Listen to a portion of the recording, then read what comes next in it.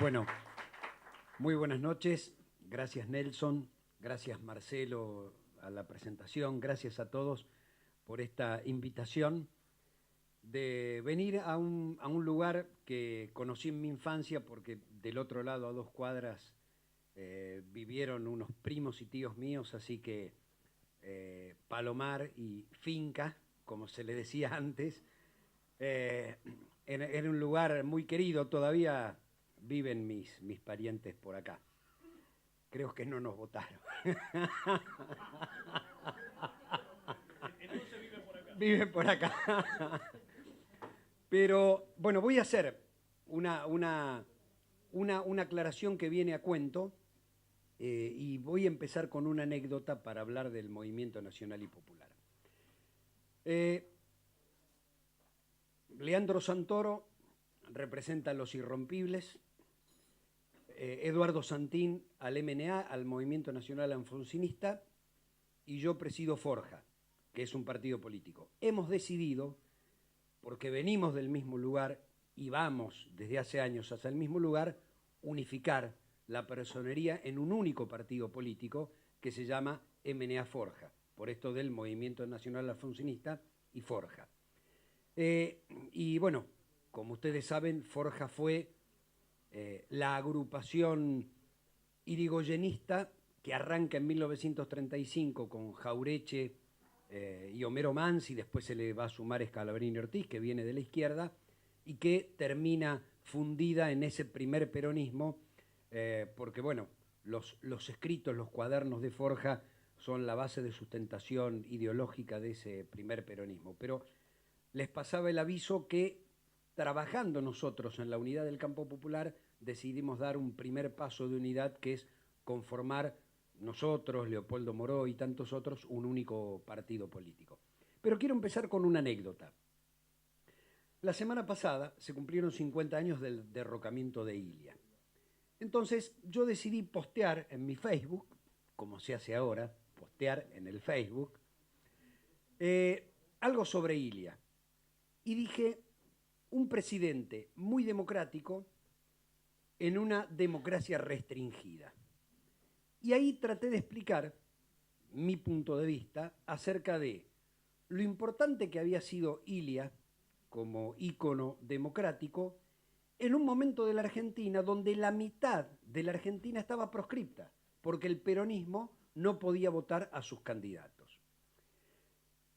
Terminé un poquito alarmado en los que defendían a Ilia sin importar la proscripción del peronismo, y aquellos que se sentían muy peronistas e insultaban por lo que yo había posteado respecto de Ilia.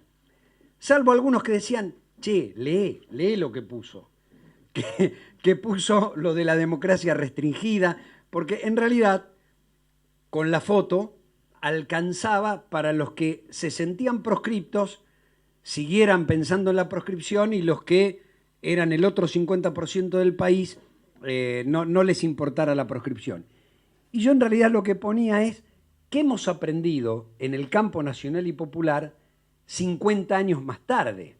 Porque por un lado, efectivamente, Ilia fue un presidente de una democracia restringida, donde el sistema político, o el 50% del sistema político, había aceptado las reglas de juego impuestas por las dictaduras militares de aquel entonces, sucesivas dictaduras militares, que habían prohibido y proscripto al peronismo, y el otro 50%, que estaba efectivamente proscripto y perseguido, prefería a Onganía en lugar de Ilia, porque también yo hacía mención que los sindicalistas de aquel entonces fueron todos en masa a la asunción de Onganía en el Salón Blanco de la Casa de Gobierno. Y entonces lo que quería señalar es que durante varias décadas los que debimos haber estado juntos habíamos estado separados. Y señalaba, aunque son pocos los que lo leyeron y muchos los que discutieron, yo señalaba que los mismos intereses económicos que habían derrocado a Perón, habían derrocado a Irigoyen, habían derrocado a Ilia y habían hecho el golpe económico contra Alfonsín. Y que lo que teníamos que rescatar 50 años después, digo, en una situación por suerte, absolutamente diferente, y yo creo que nunca más se va a repetir esta cuestión de la proscripción de un sector o de una idea o de un partido político. Digo, en esta democracia recuperada tan distinta que tenemos a la que hemos aprendido en los 60, en los 70 y en los 2 primeros o 3 primeros años de los 80, lo que teníamos que rescatar era esa enseñanza de la división del campo popular, división artificial que hizo que durante 50 años nos enfrentáramos entre nosotros en lugar de enfrentarnos contra los intereses concentrados de la economía, que son los que daban los golpes. Y algo parecido en un sentido, puede llegar a estar pasando ahora en algunos sectores del peronismo que están discutiendo por quién lidera o quién encabeza o cómo se rearma, mientras Macri, que es la representación de esos sectores concentrados de la economía, pasa leyes en el Congreso como si no hubiera oposición. Digo, un poco está pasando algo de esto. En el caso de los tres venimos del radicalismo. Algunos nos fuimos un poquitito antes, otros se fueron un poquitito después. Pero no es casualidad ni que vengamos del radicalismo ni que nos hayamos ido. En todo caso, no es casualidad que nos encontremos en el mismo lugar, porque los tres seguramente nos sumamos al radicalismo por los mismos motivos que hoy estamos acá en el kirchnerismo. Porque en 1983 la salida democrática, antimilitar, y que planteaba, a pesar de que el peronismo había tenido la mayor cantidad de perseguidos políticos, muertos y desaparecidos, increíblemente su conducción política en 1983 aceptaba, recuerdan, la ley de autoamnistía de los militares y no pensaban juzgar a nadie. Entonces, lo que digo es, no fue por casualidad que en el 83 apostamos a Alfonsín, y no es casualidad que a partir del 2003, de las cosas que empezó a hacer Néstor Kirchner, empezamos a apostar al mismo modelo. Porque cuando Kirchner se plantó frente a la corte menemista, que había sido cómplice del desaguisado que significó el desguace del Estado, porque recordemos que esa mayoría automática de 5 sobre 9 miembros que tenía Menem en la Corte Suprema de Justicia le convalidaba todas las cosas, digo, no había inconstitucionalidad que valga, digo, le convalidaba todas las cosas que hacía el Poder Ejecutivo o incluso que hacía el Congreso. De hecho, el primer persaltum, la primera privatización detenida por la justicia, que fue la de Aerolíneas Argentinas, se resolvió en 24 horas por la Corte Suprema de Justicia. Y hemos tenido, aquellos que hablan de republicanismo, hemos tenido la privatización del gas votada por un cafetero que se hizo pasar por diputado y que le dio quórum a la votación. Y a nadie se le ocurrió decir, ni en la legislatura, digo, a nadie del oficialismo de aquel entonces, el menemismo, se le ocurrió decir, o algún juez, no, hay que invalidar esta ley porque fue sancionada con el cafetero Kenan o Conan, no me acuerdo cómo se llamaba, creo que Kenan se llama, que se sentó a votar porque no alcanzaban los votos. Y los republicanos aceptaron, digo, esa era seguridad jurídica, ¿sí? Para los que reclamaban seguridad jurídica. Entonces, yo lo que creo es que nosotros tenemos, o hemos aprendido por suerte, que hay una continuidad histórica entre los intereses del pueblo y hay también una continuidad histórica en los intereses concentrados de la economía. El ex gobernador de Río Negro y ex diputado Osvaldo Álvarez Guerrero tiene unos libritos muy chiquititos que se llaman Las máscaras del poder. Y en realidad él relataba que el poder es como una cebolla, que uno le saca una capa y sigue siendo cebolla, y le saca otra capa y sigue siendo cebolla y le saca otra. Digo, que por más máscaras que tenga, por más capas que le saquemos, el poder es el mismo. Y en todo caso, el Martínez de Oz, que hoy está en el gobierno de Macri, es el hijo del otro Martínez de Oz, y que era el nieto de aquel otro Martínez de Oz. Digamos, no importa si cambian de nombre, no importa si en lugar de Bungibor hoy se llaman de otra manera, pero representan los mismos intereses. Entonces me parece que nosotros hemos aprendido de la elección, por eso empezaba con lo de Ilia, el golpe y la proscripción del peronismo, hemos aprendido de la elección de qué vereda o en qué vereda hay que estar. En la vereda del pueblo o en la vereda de los grandes intereses económicos concentrados. Cuando se produce, piensen ustedes que estamos enfrentando en este momento a la coalición de derecha más poderosa jamás enfrentada en una democracia. ¿Por qué digo esto? Porque la derecha nunca había ganado una elección democráticamente. Algunos me corrigen, me dicen, no, Menem en el 95 lo era. Digo, bueno, Menem en el 95 tenía un programa de derecha, pero no había una identificación plena con la derecha, aunque su programa lo era. Digo, había vastos sectores del peronismo que todavía seguían creyendo que estamos mal pero vamos bien, que al final del túnel, ¿sí?, se va a encontrar la lucecita, que resultó ser el expreso Roma-Milano que nos llevó por delante y nos hizo pelota. Pero, digo, a doña Rosa le decían eso, que había que privatizar todo porque después ella iba a cobrar una buena jubilación. Y recordemos lo que le pasó a doña Rosa.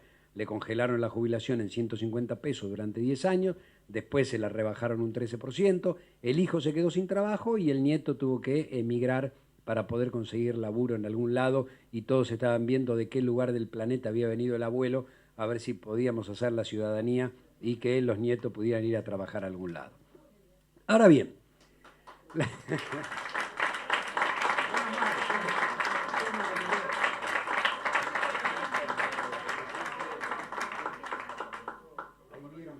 me faltaba tomar café, hicieron bien en aplaudir, ya está, ¿eh? Me permite una acotación. Los mismos sindicalistas, lo digo como sindicalista viejo y peronista, los mismos sindicalistas que no querían a Ilia, tampoco querían a Perón. Es cierto, algunos estaban en el mismo bando, y no es casualidad. Ahora yo voy a lo siguiente. Cuando se instaura la democracia en la Argentina, a partir de 1916, con el voto secreto universal y obligatorio, conocida como Ley Sáenz-Peña, por primera vez el pueblo decide su propio gobierno. El pueblo vota, en aquel entonces votaban solo los hombres, a partir del 52 hombres y mujeres. No voy a agregar el chiste ese, sabiamente, solo votábamos los hombres, no. En aquel entonces se creía que alcanzaba con una democracia donde votaran los hombres, aunque en Uruguay ya votaban las mujeres a partir de creo que 1926. Pero digo, cuando el pueblo se expresó por primera vez, decidió terminar con los gobiernos conservadores, es decir, terminar con la oligarquía. Tuvimos un primer gobierno de Irigoyen, el gobierno de Alvear, y el segundo gobierno de Irigoyen, que fue llamada esa elección el plebiscito. Porque después de la elección de Perón del año 73, de septiembre del 73, que Perón gana con casi el 62% de los votos, el presidente que más votos había sacado en una elección democrática había sido Irigoyen en 1928, algo más del 61%. Es decir, que tanto Irigoyen, fundante del radicalismo popular, y Perón, fundante del peronismo, superaron ambos el 60% de los votos. Entonces fueron dos íconos de la democracia popular en la Argentina. Sin embargo, 2 años después, el diario Crítica, vayamos viendo las causalidades entre el poder hegemónico de la prensa de aquel entonces y el poder hegemónico de la prensa actualmente, mucho más concentrado en un mundo globalizado y mucho más concentrado. El diario Crítica fue un factor determinante en el derrocamiento de Irigoyen, donde la gente creía que era un viejo decrépito y corrupto. Y el día que lo derrocaron, 6 de septiembre de 1930, él, que vivía en su antigua casa en la calle Brasil, esa casa fue devastada por una horda de gente que le sacó los muebles de la calle y le prendió fuego. A él lo metieron preso 1 año y pico en Martín García, con casi 80 años y enfermo. ¿Y qué pasó? La Corte Suprema de Justicia, 6 días después del golpe, dictaminó, cuando Uriburu saca el primer decreto, la Corte tiene que decidir qué es esto. Saca un decreto no es un presidente elegido democráticamente por el pueblo, cerró la Constitución, está cerrado el Congreso, ¿esto es válido o no es válido? Fíjense que la Corte no se preguntó de dónde venía el poder que lo había impuesto a Uriburu en la Casa Rosada.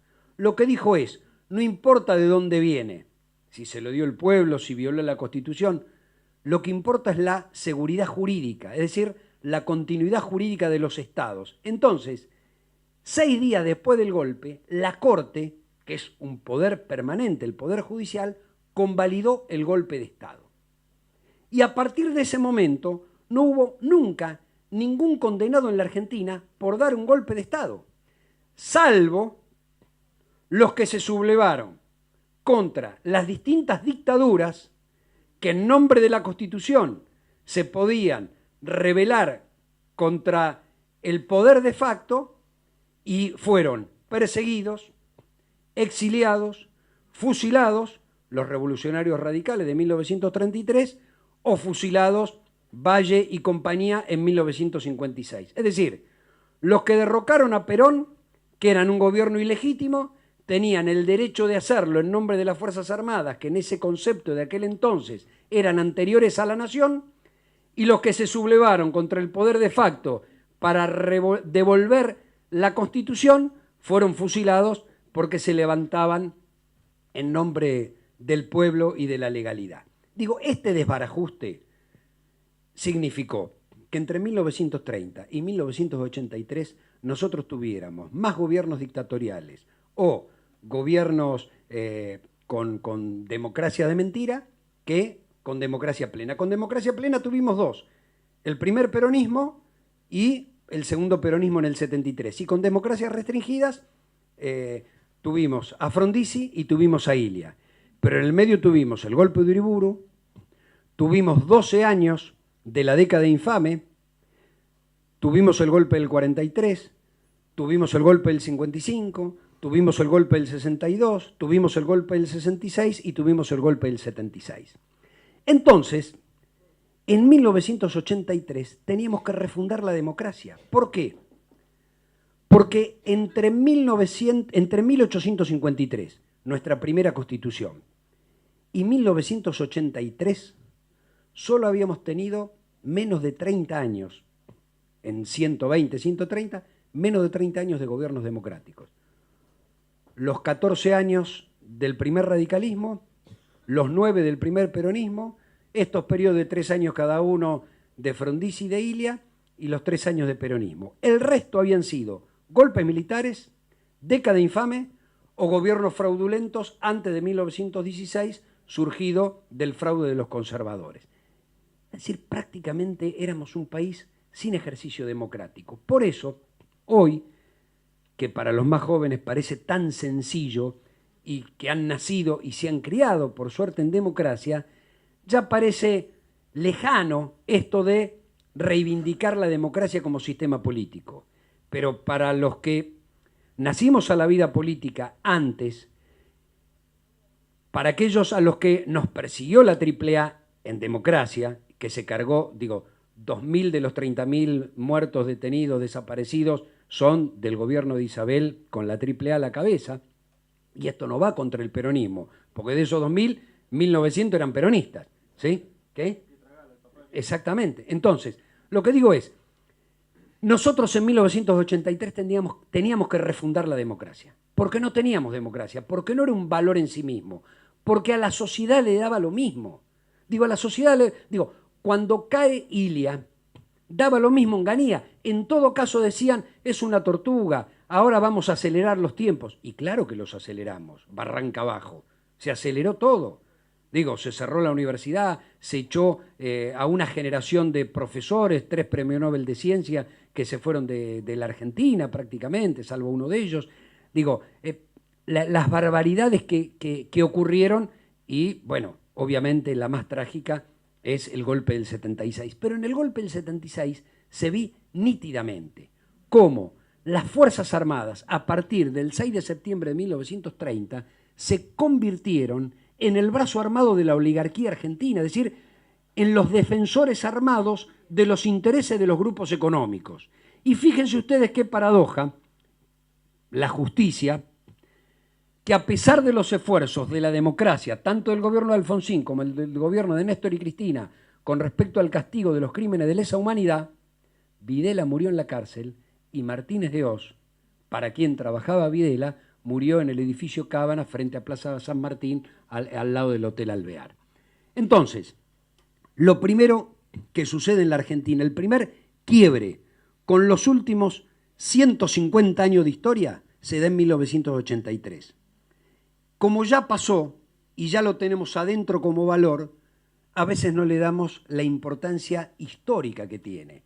Pero cuando uno repasa que de 1810 hasta 1983 la democracia se cuenta con los dedos de una mano y ahora estamos viviendo el periodo democrático más largo y prolongado de toda nuestra historia, que cumple el sábado 206 años, lo que cabe hoy es, primero, un homenaje a quien provoca la primera ruptura de este sistema democrático, que se llama Raúl Alfonsín, con el juicio a las juntas.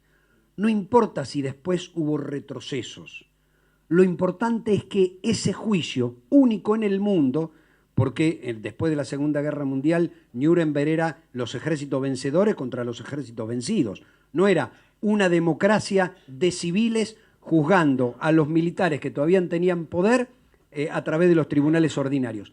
Ese juicio marca un antes y un después en la democracia de Argentina y de América Latina. Somos la única democracia que no pactó una salida con los militares. Sí la pactaron los uruguayos, sí la pactaron los brasileños, sí la pactaron los paraguayos, los bolivianos, los chilenos, los peruanos. La Argentina no la pactó. Y la Argentina es el único país que juzgó hasta las últimas consecuencias. Entonces, el primer gran quiebre en favor de la democracia se da en diciembre de 1983. Y Alfonsín decía, con la democracia se come, se cura y se educa. Porque él creía, porque así había sido siempre, que con la democracia alcanzaba. Porque en todos los gobiernos democráticos al pueblo le había ido mejor. Y en todos los gobiernos dictatoriales le había ido peor. Pero en 1983, en plena globalización y en pleno neoliberalismo, con la democracia no alcanzaba. Se necesitaban otras cosas. Digo, no se tenía el poder teniendo el gobierno. Para tener el poder se necesitaban más cosas. ¿Y por qué la relación de continuidad histórica de Alfonsín a Néstor y Cristina? Porque nosotros sí pudimos saber, probar y vivir que con la democracia se come, se cura y se educa a partir del 2003. Es decir, necesitamos 20 años para que esa idea de la democracia del 83 se pudiera concretar a partir del 2003. Yo hablaba de los intereses del pueblo. Alén lo llamaba la causa contra el régimen, es decir, la causa del pueblo contra el régimen oligárquico. Perón, a su manera, lo llamó patria o colonia. El alfonsinismo de los 70 lo llamaba pueblo antipueblo. La JP de los 70 lo llamaba liberación o dependencia. Cristina lo llama democracia corporaciones. Es lo mismo. Digo, el campo del pueblo es la causa de los desposeídos, es la democracia y es la patria. Y del otro lado están las corporaciones, está la oligarquía, está la dependencia y está la antipatria. Así que no hay que confundir en qué vereda está cada uno. Gracias.